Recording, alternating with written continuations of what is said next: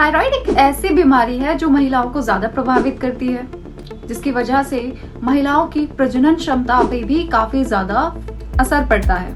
Thyroid hormone का निम्न स्तर, यानी कि थायराइड हार्मोन का लेवल अगर बहुत ज्यादा डाउन है बॉडी में, तो वो आपके ओव्यूलेशन के प्रोसेस में, आपके ओवम के रिलीज में बाधा डाल सकता है। मतलब कि जो अंडा होता है उसके निकलने में या उसकी रिहाई में बहुत ज्यादा समस्या पैदा कर सकता है, जिसकी वजह से आपकी प्रजनन क्षमता में भी काफी हद तक असर पड़ सकता है या उसका भी लेवल को डाउन कर सकता है।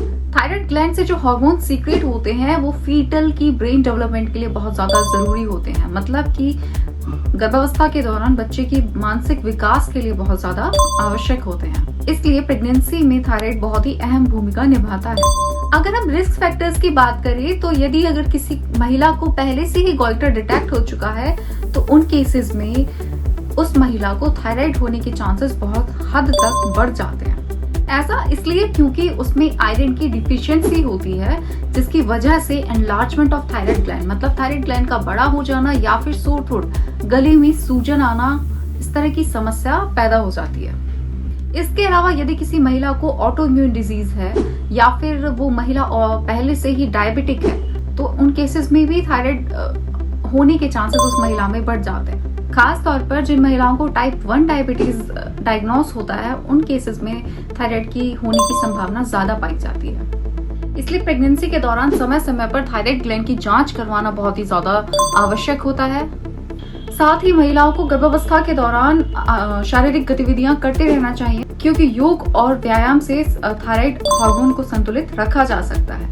दवा लेने के साथ साथ तनाव को भी दूर रखना बहुत ज्यादा जरूरी होता है। जब भी तनाव या स्ट्रेस का लेवल बहुत ज्यादा बढ़ जाता है तो उससे कॉर्टिसोल हार्मोन रिलीज होता है, जो कि थायराइड ग्लैंड के हार्मोन्स को सीक्रेट होने से रोकता है।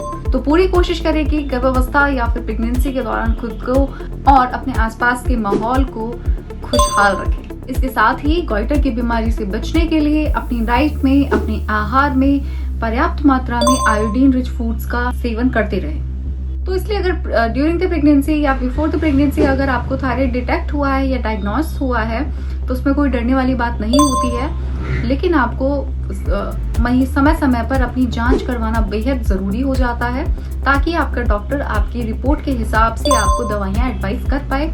और इससे क्या होता है कि आपकी प्रेगनेंसी सेफ रहती है, आपके बच्चे का ब्रेन डेवलपमेंट, उसका विकास बेहतर तरीके से होता है। आशा करती हूँ वीडियो आपको पसंद आई होगी। इसी तरह और जानकारी के लिए हमारे चैनल से जुड़े रहिए, हमारे चैनल को सब्सक्राइब करिए ताकि आप आने वाली वीडियोस को मिस ना करें। अगर कोई डाउट या क्वेरी है तो आप कमेंट्स में मुझसे पूछ सकते हैं।